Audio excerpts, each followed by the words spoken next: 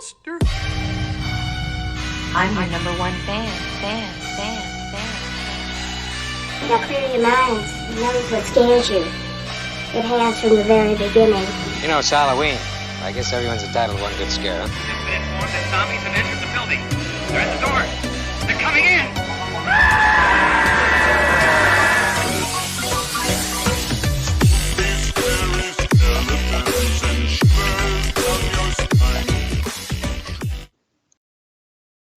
Hey everyone, welcome back to another episode of the Midnight Monster Corner podcast. I'm your host as always, Corey, and alongside me is my good pal Tony. What's going on, brother? Not much, man. How you doing?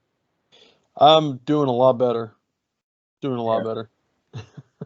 Yeah, so it's been a couple weeks since we've recorded. I think our schedules haven't lined up, and just I don't know about you, but well, you had some COVID issues in your family as well. My whole family got COVID, including myself. So that sucked. Yeah.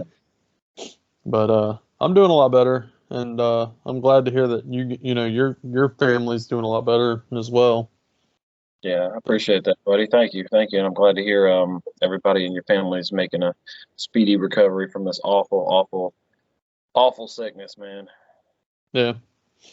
Yeah, and it's really crazy, you know, like I've heard horror stories about, like, you know, the symptoms and stuff like that, and it blew my mind, like how rough my symptoms were compared to, like, my wife's symptoms weren't as bad, and then all three of our kids caught it, and just you wouldn't even know that they caught it because they were just running around, and like we were literally like there was one day where, like, we were completely just like laying on the couch, could not move for the life of us, nothing, and the kids were just like running rampant through the house, and it was like chaotic, and it's like, what the fuck is going on? You guys have COVID, and you know, you guys have so much energy, it's just unreal. They didn't even run fevers, like they didn't have no fevers and nothing. Like I was running like 104 fever. It was crazy. So it's just so weird how everything was different. Yeah, it affects everybody a little bit differently, and everybody has different symptoms. And I mean, there some similarities, of course, because that's what they track to kind of can tell if you need to go get tested or not. But like I said, it hit somebody in more of a mild case, and then there's other people are more of an extreme case of catching it and holding on to it. So it all depends, really. I've heard some people lose their sense of smell and their sense of taste a little bit, and some people it doesn't even affect them, and they can smell still. They're good. So I mean, it's all over the place. It's completely random. It was pretty crazy because, like, yeah, you hear that's the main thing, like the smell and the taste that goes away. My taste pretty much, like, it got bland, like everything kind of tasted similar. It wasn't I didn't fully lose it. Smell, however, I did. I lost. I was actually in the kitchen. Kelsey was she was cooking dinner, and she was literally chopping onions, and it was affecting her, and it wasn't even affecting me. And I literally took a piece and like stuck it up to my nose, and I could not smell it at all. But my smell did come back like 2 days later. It didn't stay gone long, you know. So it's very interesting. Yeah, I don't want to go through it again, though. I tell you that. That it was pretty rough. Yeah, I completely understand. Yeah. Because even after I quarantined and everything, I was like, you know, I'd started feeling better, and I was like, okay, I need to, you know, clean the house and, you know, help, you know, move furniture around, stuff like that. And we moved our bedroom around, and I literally moved my bed from one side of the room to the other, and I was done for the day. Like, that was it. I couldn't do nothing. I couldn't function after that. So it was crazy. That's bad. Yeah. But I'm glad that I'm back and ready to go. I didn't even get much watched when I was down and out either. Like I literally just laid in bed and then lounged around the house as much as I could, you know, because the kids kept me on my toes. Yeah, it takes a lot of. I mean, it takes energy sitting down and watching, paying attention to stuff too. So I mean, if you have no energy, then you can't expend it by watching it. Basically, all you want to do is sleep and rest. So Yeah. Yep. Yep. So, but yeah, folks, we are back. We are back. I'm glad. It's been a couple weeks, and I'm glad to be back recording again. Tony, what are we recording today? So we're doing for the month, we're doing like a special indie kind of spotlight month. Yeah. That's our theme. Where we're gonna pick some real indie films to kind of dissect and review and discuss, and we're each going to bring a different one to the table. I know you've watched a different one than I did, so it's almost going to be like a roulette episode, but it's going to be each week we're going to do a roulette episode and just pick an indie film to cover. Yeah. That's Yeah. basically the framework for how we're going to do this month's theme. Yeah, which I'm excited. I love, I mean, I think we can both say that we love our indie horror. Yeah. You know, it's made a huge impact on us. I think you pretty much turned, like, I didn't really get into indie horror as much as you did. Like you turned me on to like Dustin Wade films and even Adam Aubrent kind of early on. I think my love for indie really shined once we started watching like Adam Aubrent films and stuff. Yeah, 'Cause then definitely. that even like inspired us to even like write a movie. We wrote a movie, even though we kind of never really did anything with it, but still, it did inspire us. And I've even said it time and time again, like, indie films essentially is, fan made films for fans, so that's why I think it resonates with us so well, Absolutely, man. The indie scene was big. I want to say, well, I mean, it still is to an extent, but I mean, it hit its peak in like, what to say, from 2000. I'm just guesstimate from 2012 to like 2019 or 2018. I'd say that's when it was just, there was so much going on, and when there was a lot of Facebook groups when the indie scene was popping that were just pumping like Indiegogos and stuff for like indie directors trying to get their projects off the ground and get them made and stuff like that. So I mean, it was such a community, and everybody was on board helping out the scene. It was really cool. Even when those Indiegos started popping up, you saw a lot of those because they used to do special thanks to at the end of these films. They used to do special a credit lineup, and then you'd see a lot of the similar names on the special thanks part of the credits. So you could tell the same people were always in the scene, helping out, donating, doing whatever they could to help these guys get this project made. So I mean, it was a real sense of community, and it felt really awesome kind of being a part of that for a little bit. And it kind of died down a little bit when some people started getting scammed, and projects were funded but never were made, so the money was gone. And I think it turned off a lot of people from donating. It kind of made people a little bit more sensible about what they wanted to donate their money to. So that's an unfortunate part of it. And just like everything, something, a couple bad apples will kind of sour the whole bunch, and that's what ended up happening. And a lot of the projects, like I remember me and you when we covered Pieces of Talent, when that was there was a big thing about the sequel coming out, and it never got funded because people were like scared off, and not to say anything was Joe's fault, because I think Joe Stoffers he's an outstanding dude, and I honestly think if he would have got that project funded, he would have made it, and it would have been awesome. But people were so scared of everything that was going on, and it's the sad part of it, which led kind of to its kind of decline, and a lot of those groups started shutting down and declining. And I mean, some of them are still around, but there's not a lot of activity going on in those anymore. So it really is sad. But for a brief moment of time, a really awesome moment in time, like these groups were shining, and people were so supportive of each other. It was great to see.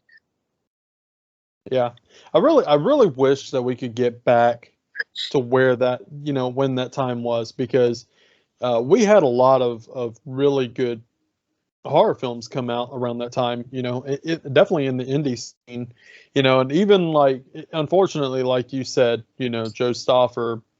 I mean, he made the one movie, and I mean, shit. I wish he would have continued, because, in my opinion, that movie was damn good.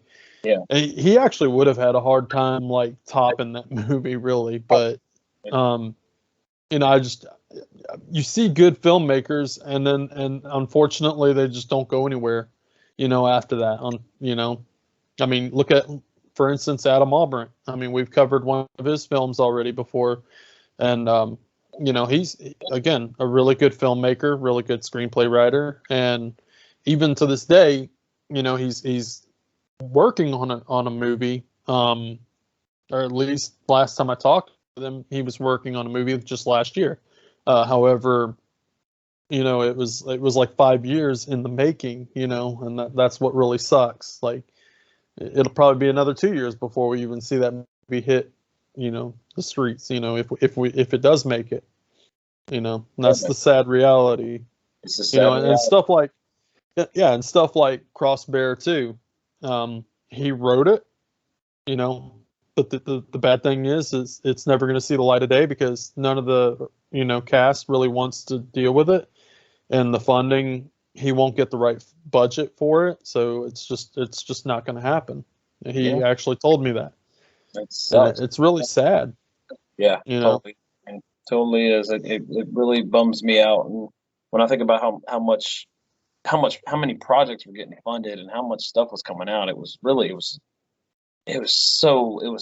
scene was thriving. And Yeah. just for it to just crash and burn, well, not crash and burn, I make it sound so negative, but it is so sad to see where it was and where it is Hmm. now. And then with the COVID stuff happening and stuff like that, it's going to be even harder for Oh guys to yeah. people get together, especially on an indie scale, and get a group together and be around each other and stuff like that. Hmm. It's getting tougher and tougher for these guys. And um, you know, I'd love to see the scene make a comeback. I really would. I'll try to do whatever I could to kind of help that come to fruition if I can. But Yeah. just I don't know, man. My outlook on it's optimistic, and you know, that's why I'm really going to enjoy going through and covering some of these films, because it's harkening me back to a simpler time, a better time of a lot of creativity going on in the world, and it just makes me think fondly back on that. Hmm. Yeah, I couldn't agree more.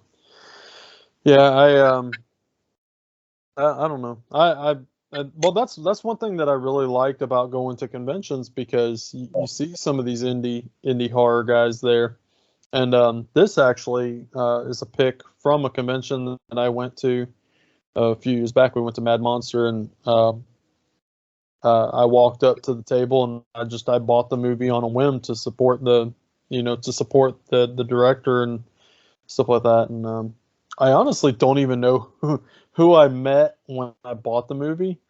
I guess we can get into our picks. I don't know if you want me to go first, or I Yeah, can, or go ahead, you man. know. You segued into it already. Yeah. Sorry. No, you're good. But yeah, so yeah, I was walking around a convention a few years back, and I saw this movie. It's a movie called Beasting from 2014, and I think actually at the time they were promoting their sequel, but for some reason I didn't buy both copies. You know, I just bought the one, and they literally didn't even autograph it or anything. I believe the actors and stuff were there. I just didn't even know who was a part of this movie. Yeah. Usually they kind of point that out and stuff, but I think I bought it from the director. I don't know who the fuck I met when I bought the movie, to be honest with you. Hard to think about it so long ago too. Yeah, it really was. Well, usually I'm good about remembering like who I met and stuff, but like for instance, when I bought a copy of Honey Spiders, I bought the copy from the director. He actually autographed it, and then he actually sent. I believe you bought something from him too, that same convention. Yeah. but then he sent us to a couple actors that were in the film that were at a different booth. I believe they were working the Aero table at the time. Yeah. And so we're I able do- to get I we do were able to get their autographs. Yeah, I picked up that really nice VHS copy from the director. Yeah, that was really cool. Yeah, good call, man. That was fun. Meeting Yeah. him. I remember seeing Justin Seaman from the Barn, the director of the Barn. I remember seeing him at a Mad Monster too, and Oh, that's chatting. cool. But yeah, chatting with him for a little bit, buying some stuff from him. That was really fun. I think I bought a different. Yeah, I bought a different Blu-ray, but it was signed up and stuff like that from him. So that was pretty cool. He just had a baby too, so it was it was super friendly, man. Super like Mhm. such a chill environment. A lot it made you feel they made you feel like family. It was really Oh yeah. really nice, and that's what I love about the scene too, man. Everybody was like family. Everybody Okay. treated each other with respect. There was no infighting and people bashing each other. They were so super supportive of everybody, and that's what I enjoyed so much about it. Is I mean, all these creative minds together and everybody like willing them to succeed and stuff like that instead of willing them to fail like most people do nowadays. It was really refreshing to see that. So yeah, so it's good memories, man. Great memories. Oh yeah. Well, that's why I always like meeting James Balsamo. You know, and the thing is it's almost like he looks for us, like me and you, because like when we walk up to him, he's like, "Hey guys, how you been?" And then he like gets super personal with us. Because he actually asked us if we made our movie, and it's like, wow, that's really awesome that you remember that. So yeah, definitely, Yeah. man. He's one of the good guys.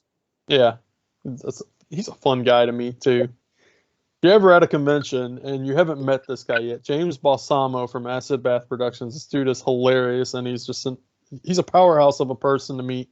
Hell yeah. Yeah, it's a fun guy. But anyway, so back to the movie that I covered. So it's a film from 2014.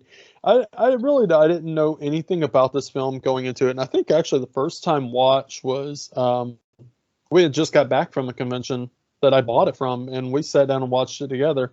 Do you remember that night? Yes, I do. Okay, so pretty much this movie is awful. Like it really is. It's awful. Acting is just B acting. I mean, you can definitely tell this is a group of kids who is either friends with the writer or maybe even relatives to the writer. I don't know. I don't really know where they come in, but you could tell that they're fresh in their acting careers. Amateur. Very. And in fact, I don't even know what budget this was. It had to been very small. You could tell there was like a couple locations. It was very, very minimal locations. Like there was like a barn and a field and of course the little meat market. So you could definitely tell they had some sort of production or budget in their production, but like the locations, you can tell like for instance where when they meet up with Lou, who is the butcher of the town, they literally have like this piece of cardboard with Lou's name painted on it, sticking above the meat market's actual sign. I mean, that's what kind of budget this is. It's a really rough budget. Yeah. Really rough watch. Like I said, again, the acting, stuff like that. Cinematography actually wasn't that bad. You could tell that he had some learning to do, but you could tell he's definitely wanted to be behind the camera for a while. Some of the shots were actually really good. There's a car crash scene where looks like they were going to have to catch that in one shot because it looks like they totaled the shit out of the car. I remember that scene in particular. We rewinded it back in the day because it just caught us off guard so fast. Yeah, and again, I had to rewind it again just to watch it because I was like, that shit catches you off guard so quick. Because so the basic storyline. I guess I'll get into that real quick. So the basic storyline is, there's a summer camp that these two friends decide they're going to go and be counselors at. They're still like high schoolers, and you can definitely tell these are like nerdy guys that they don't fit in.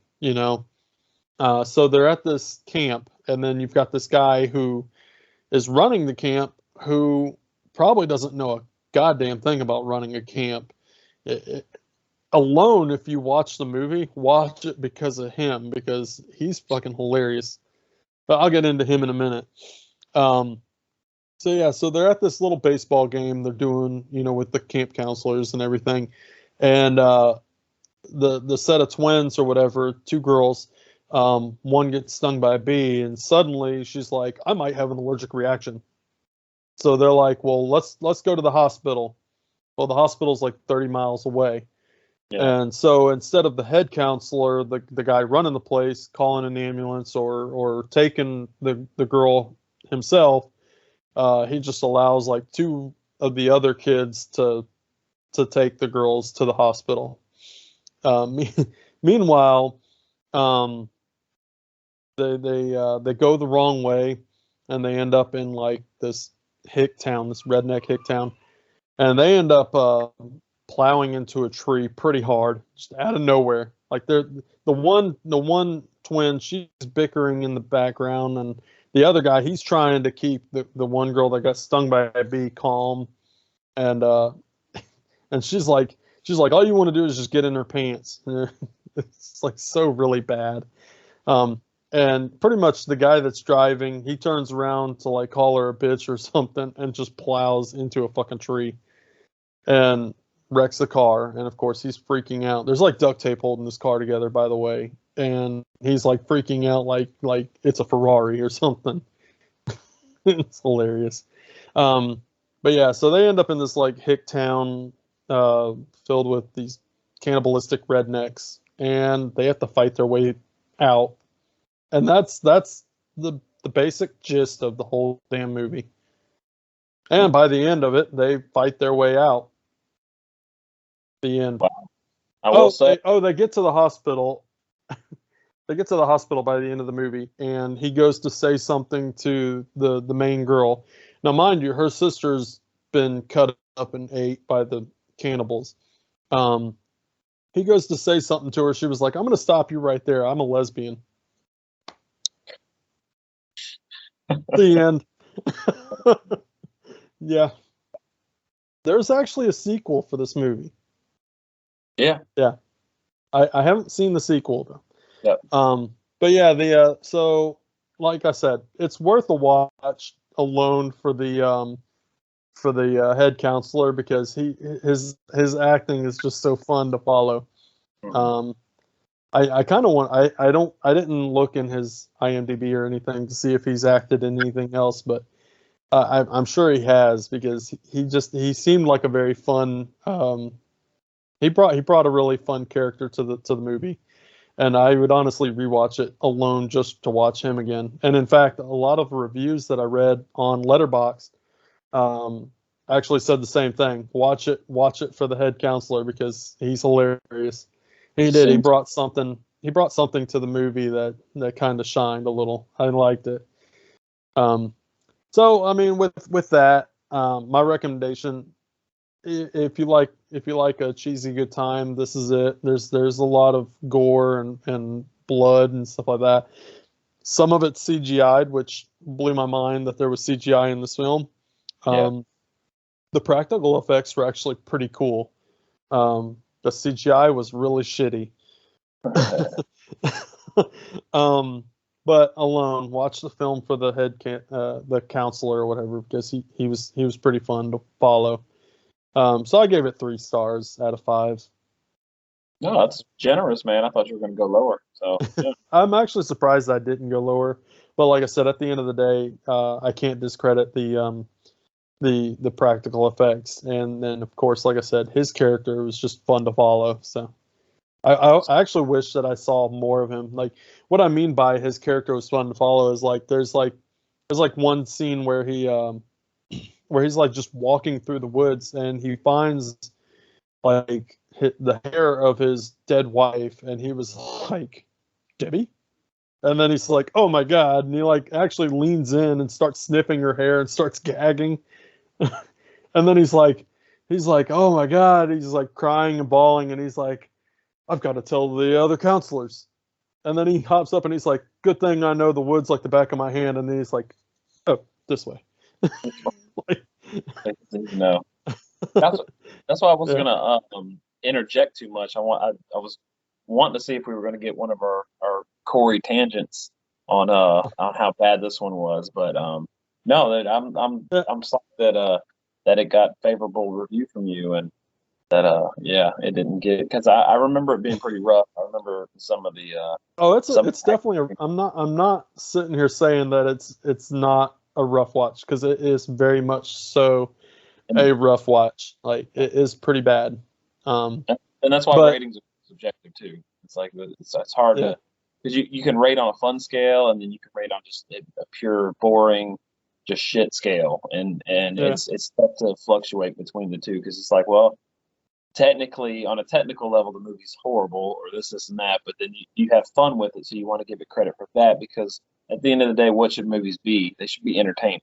So if you're entertained and you're having a good time, then you're going to want to throw a little bit of a higher rating on a certain movie. So it's always hard to kind of rate really, really bad films, especially, when the technical aspect of it is really, really bad. So I always have trouble with that too. I always kind of like, well, this is my fun scale rating, or this is just, it was boring, so I rated it really low because it wasn't entertaining at all. But there's some aspects to it that could have been great, like on the technical side. So you have to find that common ground. You have to find that that gray area and kind of rate through it. So that's cool, dude. I remember this one. I remember us watching it after you got it from the convention. I remember the one scene I do distinctly remember was the scene where they crashed the car and me and you were just laughing like hysterically. It just happened so abruptly. Like, but I forgot I forgot just about every aspect of the movie. So when you were talking about it and stuff like that, it was kind of bringing me back. I was starting to remember a couple of things here and there. So I did want to mention, there is 2 health inspectors that are mentioned in the movie. So there's a black health inspector, and his name is Mr. White. And then there's a white health inspector, and his name is Mr. Black. Yep. So you could see that where that was coming. Yeah. Yeah, I saw where that was going. I mean, that's what you're getting yourself into when you pop this movie in. Or, I believe actually it's free on Amazon Prime Video, if I'm not mistaken. Yeah. So I thought it was one of the harder ones to find. I don't know if the sequel is on there, but I believe the first one is on there. Yeah. Nice. So yeah, it's okay. Oh, three stars. Yeah, it's okay. 3 stars. That's right there. All right. So what you got for us, Tony?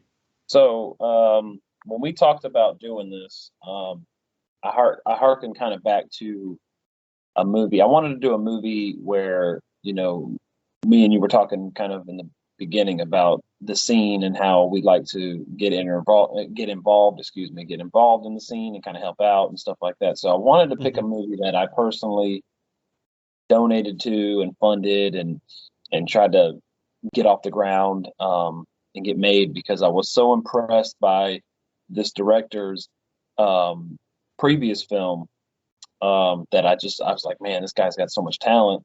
I want to see what else he can do. So I funded this one. I wanted to, I can't even remember how much I funded, but I did get the Blu-ray signed and stuff like that. And it came in the mail. It was one of the perks for funding on the tier that I did.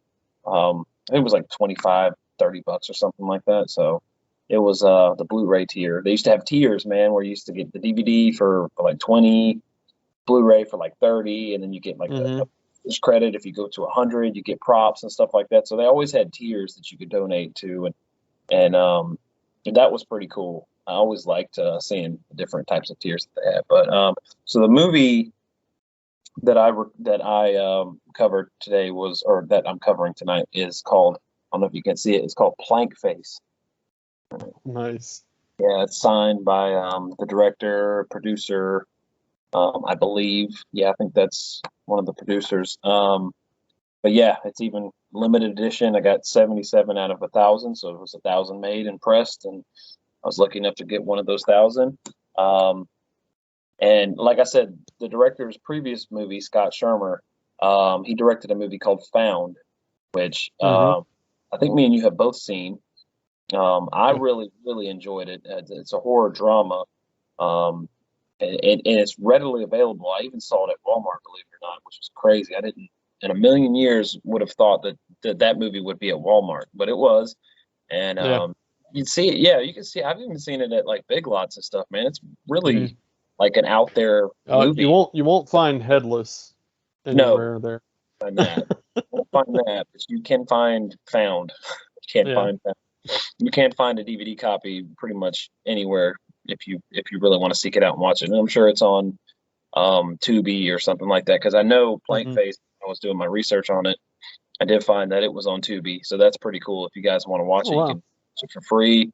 It's really well, I'll say that when I get into the rating and stuff like that. I don't want to always jump the gun on that, and I don't want to this time. I want to kind of talk about it a little bit, but so this movie basically starts off with a couple in a car on the side of the road, and it's really funny the way it's set up. The guy's like, "Hey, you know what I've always wanted to do?" And his girlfriend's like, "What?" He's like, "I've always wanted to do it on the hood of my car." And she's like, "Really?" Like that's the most kinky you can get. Like you just want to do it on the hood of the car, and they just go kind of back and forth on it and stuff like that. And then she's like, "All right, fine." And they go out there and they start doing the business, and this burly looking dude with this like wooden mask comes up and kills the boyfriend while they're in the middle of doing the deed. And and so the girl quickly gets up. She gets a knife and stabs him in the stomach a couple times, and he kind of like stumbles and stuff like that, and kind of tries to pick himself back up. She kind of tries to run away. Her boyfriend's dead. He ends up killing her too, and that's how the movie starts off. This couple gets killed by this burly looking guy with a wooden mask on his face. So then we cut to a couple, Max and his girlfriend, which is played by Ellie Church, which is, if you've seen a lot of indie stuff, she's got a very familiar face. She's in Mm-hmm. Headless. She's in countless movies on the indie scene. But Mm-hmm. she was actually one of the producers in this movie, which is pretty cool. Um, but she plays his girlfriend, so they're a couple. They're backpacking. They're camping in the woods. Not necessarily sure where this is located. Somewhere probably more or less in the south.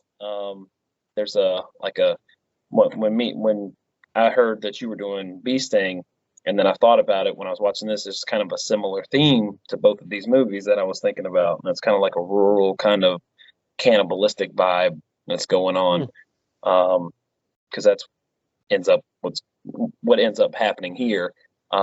Max and his girlfriend are out. They spot another guy that's out there, like I guess he's hiking, played by Mr. Parka, who's a famous guy in the horror community. He's Mr. Parka, Dave Parker. He's a good guy, really good guy. He's kind of been one of the co-hosts now on the 22 Shots Movies Mm-hmm. and Horror podcast, which is really cool. Love hearing his perspective and stuff when he gets, because the guy's so knowledgeable when it comes to horror films. He's like an Yeah. encyclopedia of horror, and his dynamic works Yeah. so well with the guys on that show. But anyway, seeing him in this was really cool. I always like seeing him in a cameo. He was also in Headless too. He's been in countless other movies on the indie scene. But yeah, he attacks Max and his girlfriend when they're settling up their camp and stuff. They're getting dinner made and stuff like that. They're setting up the tent, and he attacks and rapes Max's girlfriend after he knocks out Max. And Max wakes up kind of in a daze, and he sees that happening, and he attacks the dude and ends up killing him. But in doing so, he is taken captive by this feral family that lives out in the middle of the woods, and It consists of the guy I was talking about earlier in the beginning, the burly dude with the wooden mask on his face, and then there's three women that are with him. One's called Granny. She's the matriarch of the family. She kind of like runs the show. You have a bunny girl who's this really like well, her, and so you have Bunny Girl and the Bride, which are like the two.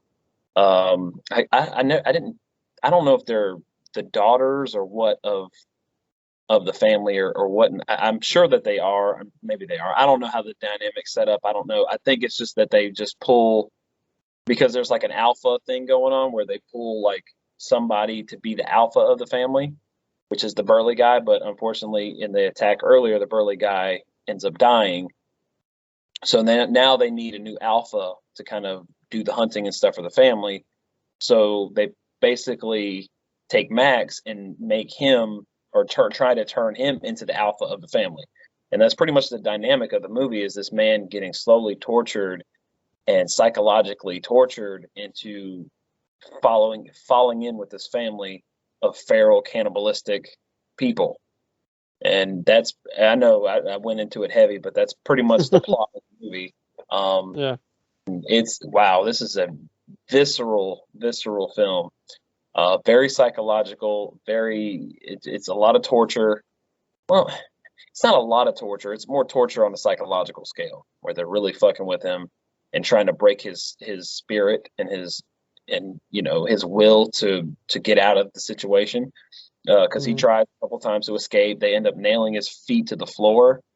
And yeah, they're wild, man. This is a wild family.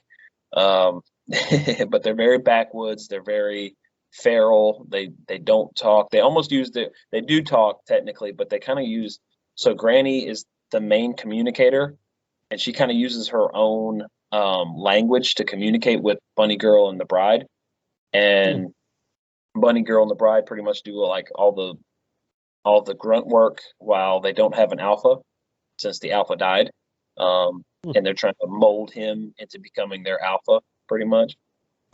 So they're just, they torture him, they make him eat human flesh, and they just break his spirit. And it's kind of a running theme with the movie is the will slowly starting to break down over like a couple of days of torture, which probably is one of the most negative drawbacks of the movie, is how fast, like, spoiler alert for anybody that wants to watch this, I would suggest you watch it.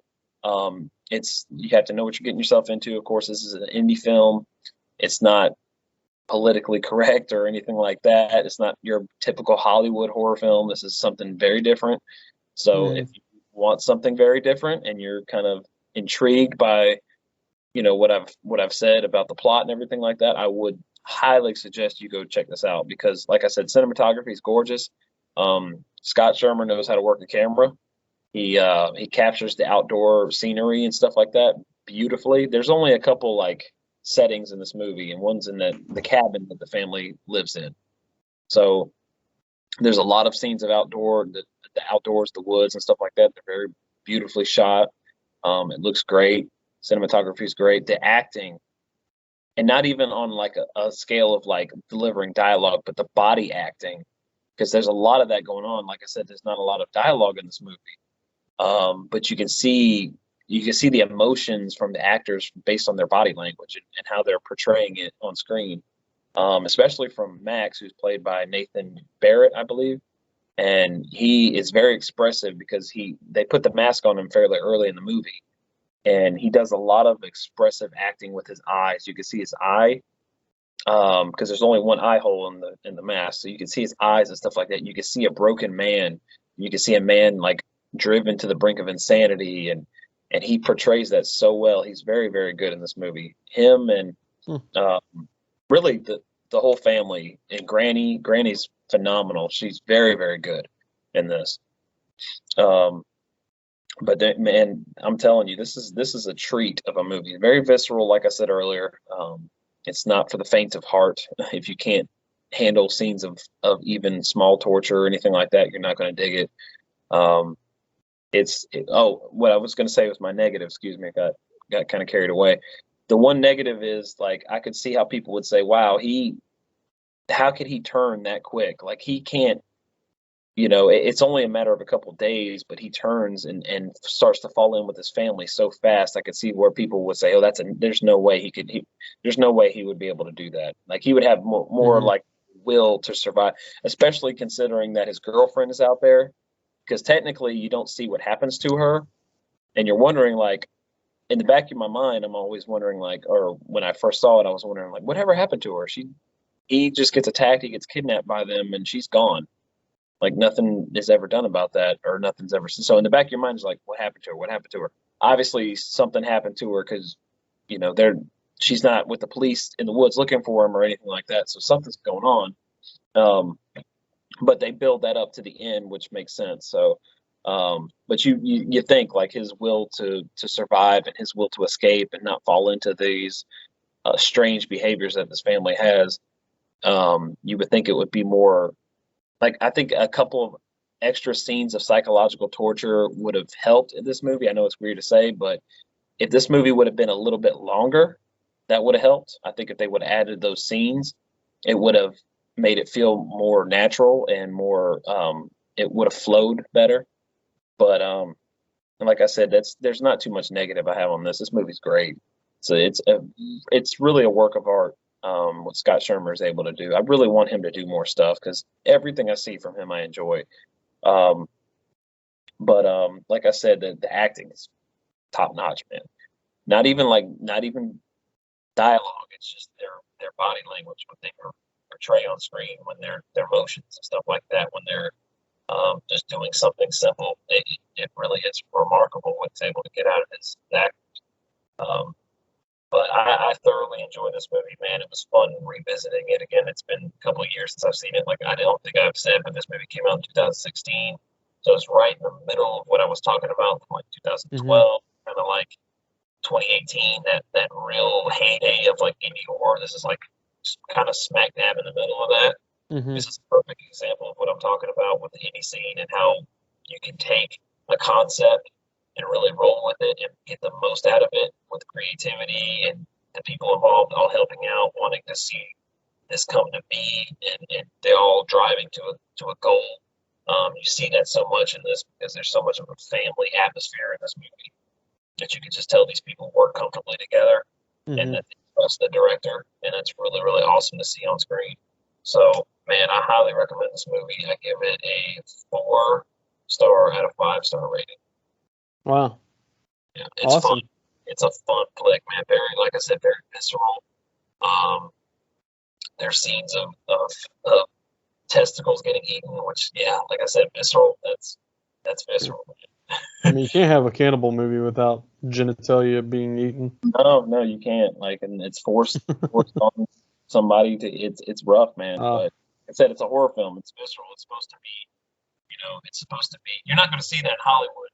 Shit, I'll tell you that much. This is indie stuff, man. This kind of shit you see very visible, very going for the jugular.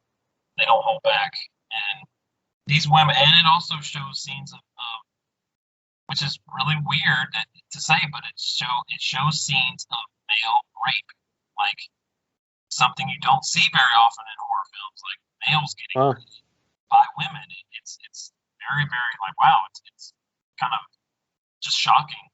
You never see it in horror films, to be honest.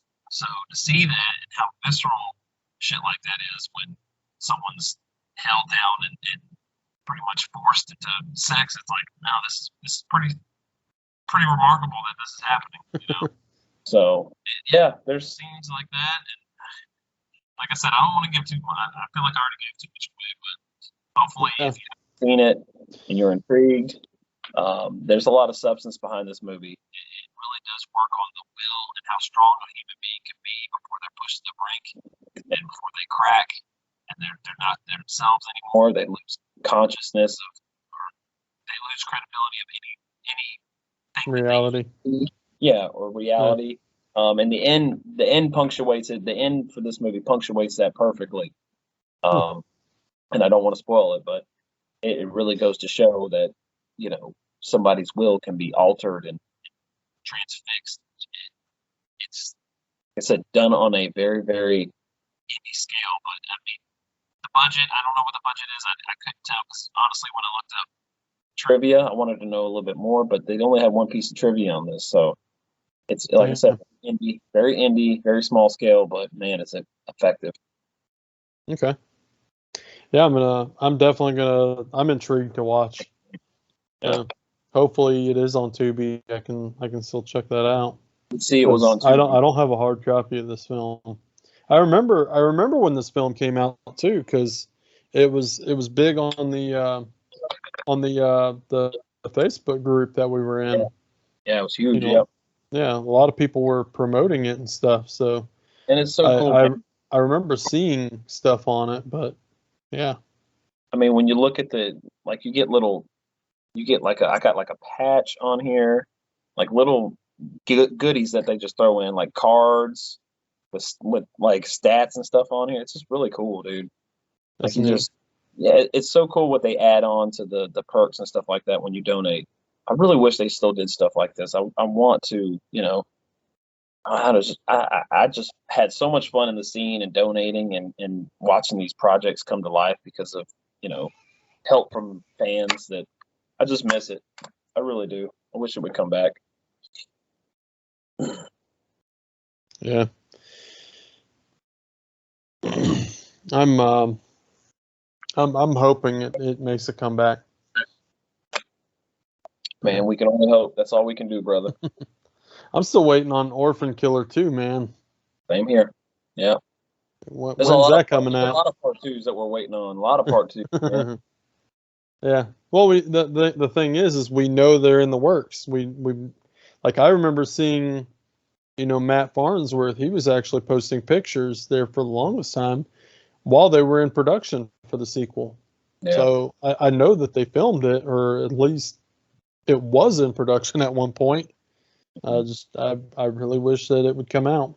Yeah, Orphan Killer is such a fun film. There is, man. There's so many movies that I just want to know. I want to know what happened. One of the big mysteries to me is whatever happened to Justin Russell, the director of The Sleeper. He just disappeared, man. And I love The Sleeper. I think that's a fantastic movie. Fantastic movie. Yeah. It's so good. And after he directed that, and I think a movie called Death Stop Holocaust. He directed that before The Sleeper. I think he directed that. But after The Sleeper, he just vanished. Like I don't know. I tried to do research on him at one point. I couldn't find anything. I'm just like, where are these indie guys at? Where did they go? I want to see. That's like that. Yeah, it's like Joe Stauffer. He just disappeared. Yeah. You can't even find him on social media anymore. Yeah. I think what was the actor's name? He played himself in the movie Pieces of Talent. Oh, David Long. Yeah, I did find him recently, but I instant messaged him and nothing, got no reply back. So even still, you just wonder, man, where these names vanished to? Where'd they go? I would love to know, man. I would love to. I have seen recently Buddy Cooper has been posting a lot about the Mutilator 2. Yeah. So that is happening, I believe. Yeah. And I think it was supposed to come out because I had messaged Buddy Cooper a while back once I found out about the movie, and he actually did say that the movie would be coming out, to look for it around June or July this past year. So unfortunately, it never made it out. So, but it looks like it's still in the works because he's been posting about it recently. Nice. So, yeah, I'm hoping it comes out. Me too, man. I remember him talking to us about that when we saw him at the convention years ago. How part 2 was going to be a thing and stuff like that. So I'm glad it's actually. Well, I think it was eye opening. Yeah. Really, Yeah. That he was doing this convention, and it's like this thing has a cult following. Hmm. You know, because it was pretty much just a passion project for him, wasn't it? Yeah. I don't think that he wanted to make a career out of it or anything, Yeah. but Well, he had no it is experience. actually a really good movie. Yeah, I think he had no experience. He never directed anything in his life before. He was his first time directing gig. And like I Hmm. said, he was just learning on the fly, so to speak, just learning as he went. So Yeah. he cut his teeth on that movie and stuff like that. So I guess it was probably eye opening for him to be at a convention and seeing all the people come up with their copies of it because it had just been released by Arrow at that point. So Hmm. a lot of people were buying it up and taking it to him to get signed and stuff like that. So maybe it really resonated with him. Like, man, this movie has quite a following. Maybe I should do something with a sequel. And he was, like I said, he was talking about that with us when we saw him, when we went up to him in the line and got him to sign our stuff. He was like, "Yeah, man, the sequel's possible. It's probably going to be a thing." And sure enough, I'm just glad it. I mean, because I've heard a lot of people say, "Hey, we're going to do a sequel to this movie," and then nothing ever happens. So to see it actually come to fruition is really cool. Yeah. Yeah. Yep. Awesome. So we got some stuff coming out. Oh yeah, Just hoping one day for the rest of it to come out. same here, man. It's gonna Hmm. happen eventually. Like I said, he's posting all this stuff. That's good signs, man. It's good Oh signs yeah, something's gonna happen soon. definitely. Well, you want to add anything else? No, I'm good. I'm pretty excited about where we're gonna go from here. Because I got a lot of ideas in mind for my next selection. So I definitely do too. yeah, I'm gonna keep it unknown, though it's kind of a surprise. yeah, same here. Oh, it's fun doing it that way. It's It fun doing is. that. I had no idea I was gonna do Plank Face. I didn't. No idea. Which is cool because I mean, you doing Bee Sting and then me doing this, it was kind of like a cannibalistic kind of theme That's going here. pretty cool. Great Yeah, minds. yeah. Funny how that played out. Backwoods cannibal thing. Hmm. It's always fun. We got. Yep. All right. Well, you ready to land it? Yeah. Yeah. I think All right, so. man. Well, folks, you've been watching the Midnight Monster Corner podcast, and we hope you enjoyed our episode. Make sure that you like, share, and subscribe, and make sure that you let your friends know as well. And if you're not a part of the group yet, head over to our Facebook group where we post stuff periodically throughout the week, and we just have a great following and conversations. But yeah, Tony, you got anything there? No, man, I don't. I'm just excited, waiting to figure out what I'm going to do. What I'm going to do next. Be a lot of brainstorming going on, but I think I have something in mind that I want to bring to the table. So it should be a fun one next time. Oh yeah, cool. And I'm gonna check out Plank Face tonight, probably. I would suggest you do. It's something else. That's gonna be a fun one. Really effective. Really effective. Perfect. All right. Well, later, guys. Later.